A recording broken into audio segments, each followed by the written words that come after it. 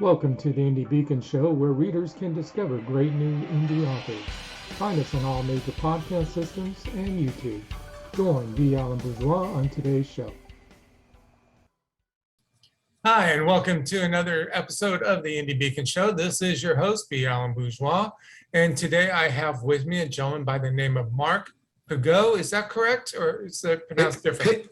It's pronounced Piggott, but that's okay. It's just I've heard it many different ways over the years. I was trying to give you a little French taste to it.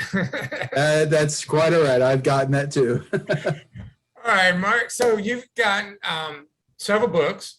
You've actually written a series, and so we're going to jump into the series.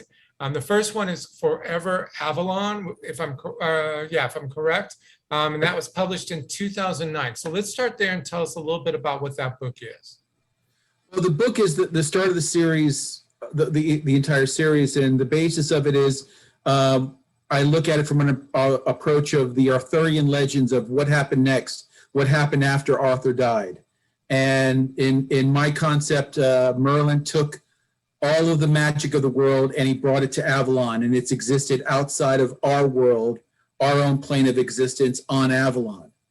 And so then the idea is, well, how do you get to Avalon? Well, the easiest way I can think of is through the Bermuda Triangle. So things that have been disappearing all through the years through the Bermuda Triangle have actually ended up on Avalon. And that's where the story begins, because it's about a family that finds their way to Avalon and their adventures on that island that is basically a step out of our normal world. It's a world where the laws of science don't exist, but the laws of magic do.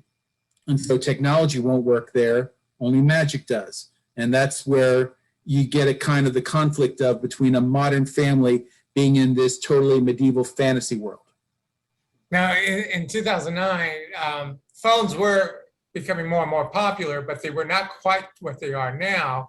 Right. So have you thought of maybe updating that or just leaving it as it is?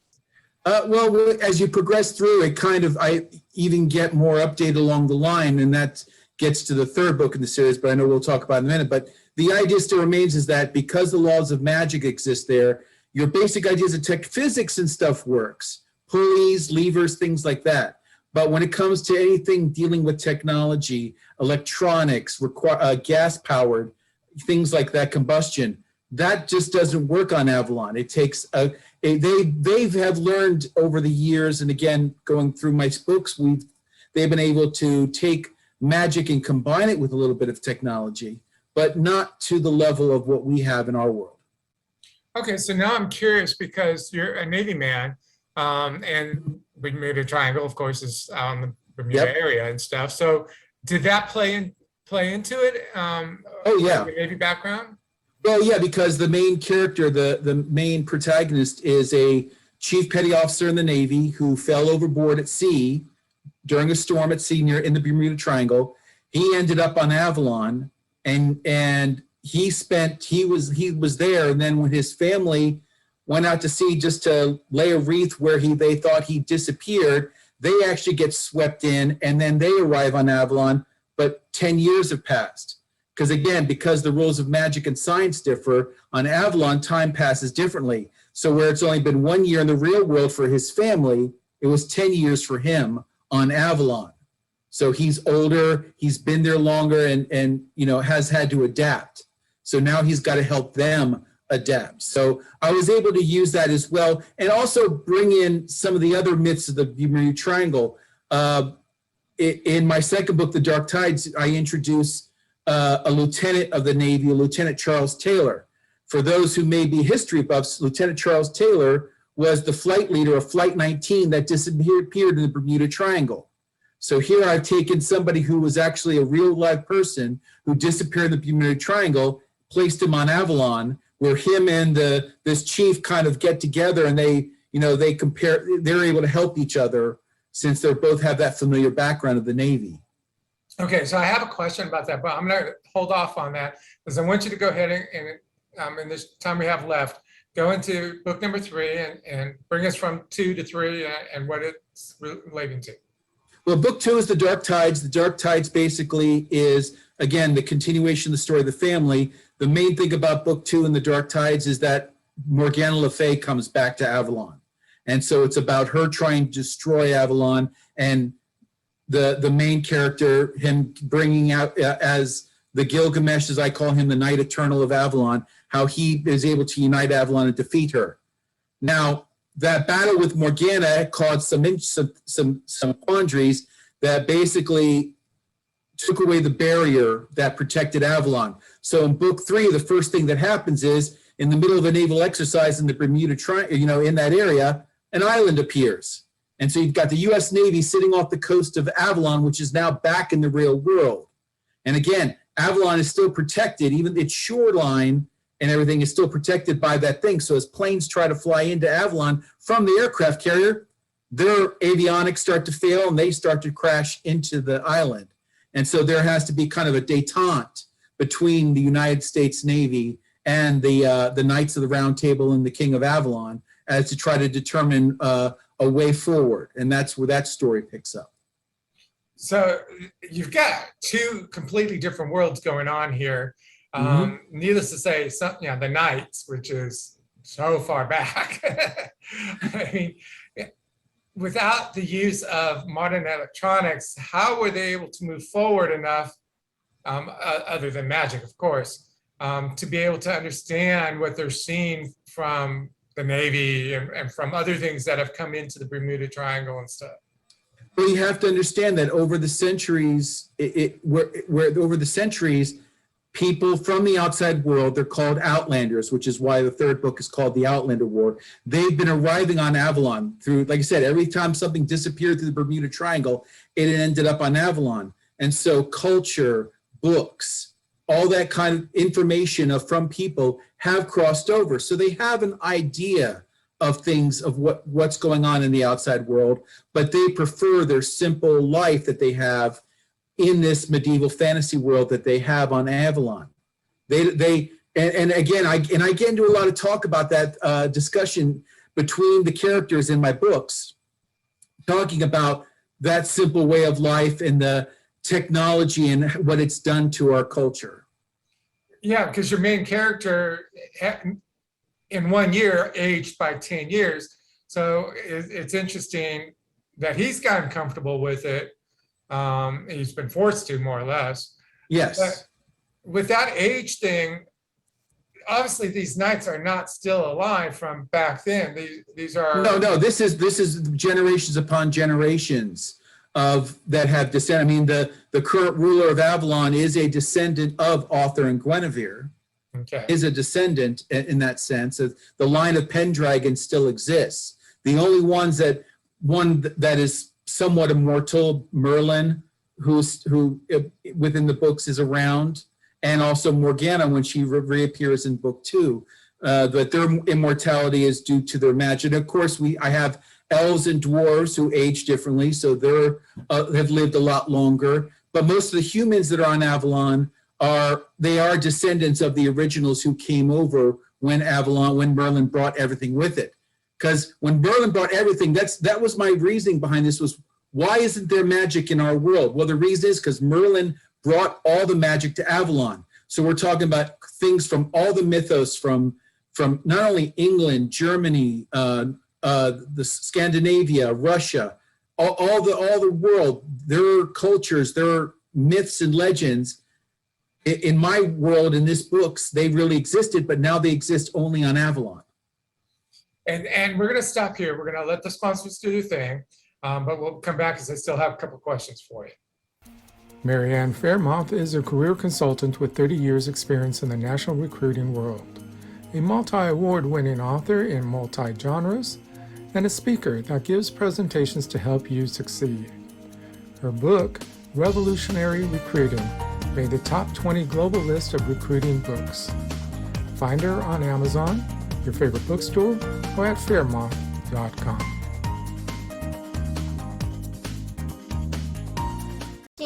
To embrace your children's imagination, check out Diane Floyd Bame's books for kids.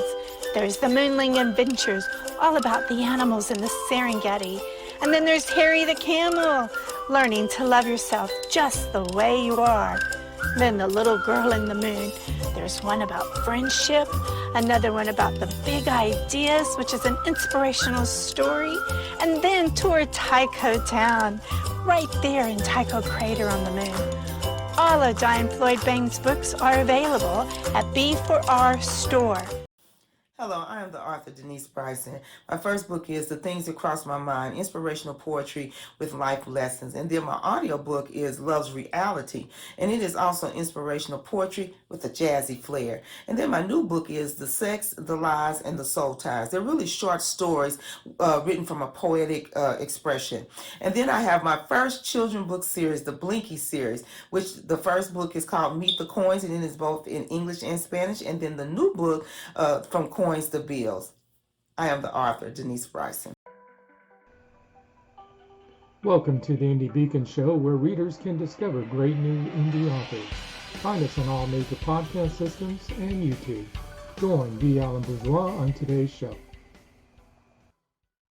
All right, and welcome back to the Indie Beacon Show. This is your host, B Alan Bourgeois, and we are talking to Mark Piggott, who has written a fantasy books series involving the Avalon of the old times, the magic and Merlin and all that fun stuff, while at the same time using the Bermuda Triangle.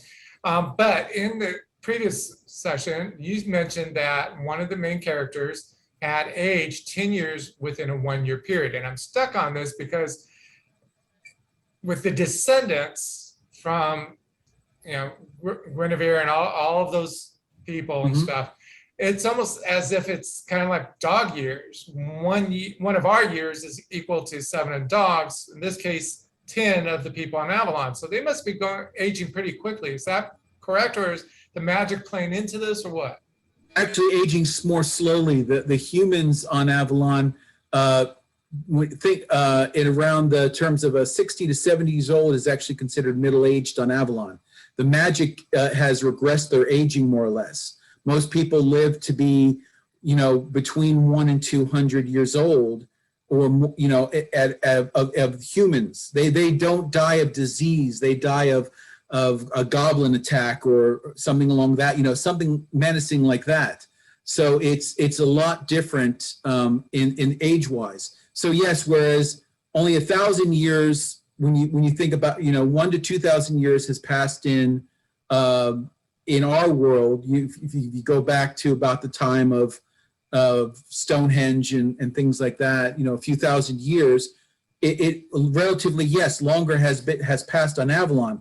But again, due to the magic, they've just, the humans have aged and generations have passed. The elves, of course, most of them are still there, still the same. And the dwarves age relatively slower too. So they're about, they're hundreds of years besides, not the thousands like elves. But it kind of varies in the whole calculation. But the main focus of the story is this time period where the time has passed. The sailor has grown older, and his family arrives, and yes, he's 10 years older, but it's only been a year for the family that he's been gone. I got to compliment you on being able to keep this insanity sane, making sure all the ages and stuff like this continues on. It took a little thinking on that, but part of the thing with me is that back in the 80s, when I was a young sailor, where I started developing this idea, I played. We didn't have video game consoles or or internet, none of that back then. So what I did, what any sailor in the 80s did, I played Dungeons and Dragons. I played a lot of that. And that played into my ability to create characters, create the stories, because that's what I did in the game. So I was able to just translate that and into my stories. Good. So speaking of stories, you have the newest book, The Last Magus, is that correct? That's correct. Okay, so tell us what this one's about. This is a whole new series, separate from the Forever Avalon series. This is about a man named Marcus Gideon. His story begins waking up at a crossroads with no memories of his past, where he suddenly is just attacked and killed and left for dead. And then when he wakes up, he is in the care of this elderly gentleman. He finds his heart has been replaced by a clockwork heart, a mechanical heart, using his own mana, his own magic to power the heart. And so he's trying to find out what his past is and where he came from, but at the same time trying to figure out what his future is going to be. And part of that future lies with this man who saved him, who he find out is a magus. In this world I've created, a magus is a warrior wizard. These are wizards who have the strength and the abilities of a warrior and can summon magical weapons from a armory that they carry. It looks like just like a normal shoulder pauldron that for a piece of armor, but it is a storehouse of magical weapons. And they were the guardians and the protectors of magic in this world of Atlan that I created. But the magus basically became too powerful for their own good. They became outlawed. And so a lot of them went into hiding, like the one gentleman that we ran into here. But he has weapons that need to be protected and need to be, protected from falling into the wrong hands. And he needs an apprentice. And this young man becomes his apprentice. And that's where the story begins. And you go through a coming of age kind of tale where he discovers his own abilities and powers and follows his master's wishes and discovering and trying to bring back the magus from the depths beyond, more or less. There's a lot to unpack there, isn't there? It was. This actually, when I first wrote this novel, it was over 200,000 words. And then I was like, no, it was just way too big. So I divided it in half. And so this is actually the first half of the book of this book, which this is going to be another series, but it's the first part of the story. And I think it really introduces the character well, and it helps bring people into this world. And this is another kind of, I'm a big fan of steampunk, so I'm trying to combine a little fantasy and steampunk with this book, because it's kind of a world that has machines and things, but these machines run on magic. So it's kind of a steampunk magic world, if you want to look at it from that perspective. So, okay, so right off the bat, there is a running theme between your books about using magic and equipment. Why is that? Well, because to me, magic is a source of energy. It's like anything. So I'm just using it in a fantasy application, saying, you could use magic to power weapons or to create a locomotive that could travel faster between places, to power lights in a city. I'm just trying to explore different avenues of that and using magic as a source instead of electricity, nuclear fusion, things along that line. Okay, so you mentioned Dungeons and Dragons and the fact that you had created a whole bunch of stories from that. So do you have a lot of other written material setting aside that you are hoping to work on? I've actually got I still have I'm trying to finish the Forever Avalon series. That's another 3 books. The last Mega series, I'm planning about 4 books with that. But then I also have it is a complete steampunk historical fiction that I created. It's called Corsair and the Sky Pirates. I've just finished writing that. I'm getting through the editing process and also trying to see if somebody might like it. It's basically, it asks the question of what if Nikola Tesla met Jules Verne? What kind of world would that have created? And so that's where my story starts. And in my research, I found out that Tesla and Verne were in France at the same time. So it was very interesting when I was doing that, when I was researching that. So from that meeting of theirs, I've created it's basically a kickstart the Industrial Revolution, where you have a world with steam powered technology, but technology of what we would consider from our day and time, but back in the early 1900s, late 1800s, that time period. And I'm trying to mix in historical characters such as Thomas Edison, Pancho Villa, Geronimo, and such, Mata Hari, into a different world with this steampunk world. So why are you wanting to mix in such a wide range of characters? Well, because I wanted to keep some history of that time period accurate. And to me, the rivalry between Edison and Tesla, since I was using Tesla already, that rivalry is just perfect. So I kind of changed things around to where, and actually in my novel, Thomas Edison is the antagonist. He's the villain. He's head of this all-powerful corporation. He's gathered other inventors, Wilhelm Röntgen, Parsons, others under his name, and they've created this corporation that is just feeding these marvelous modern technologies to the world to the highest bidder.